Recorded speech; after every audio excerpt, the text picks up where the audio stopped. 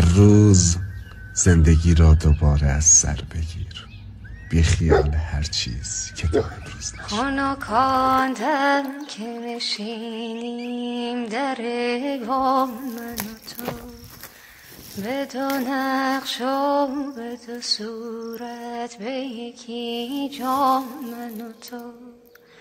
من و تو بی من و تو جمع شویم از سر ذوق، خوش و فارغ ز خرافات پریشان من و تو.